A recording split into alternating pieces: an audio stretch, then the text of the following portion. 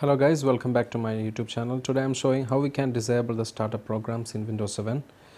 It is very easy in Windows 10, but in Windows 7 it's a little bit different. So first search on the start msconfig and open the program msconfig.exe from the program list, and then you can see there is a startup option there.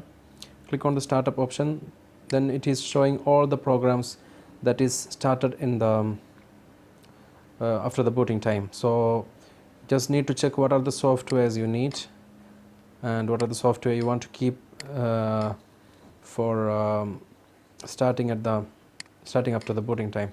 So you can disable what are the softwares which is not required. So I'm going to disable some of the softwares. You just need to uncheck the softwares from the list of softwares that is available there, and you can see the manufacturer on the right side. I'm disabling the automatic startup program settings for number of these softwares which I don't need. I will start it manually if required.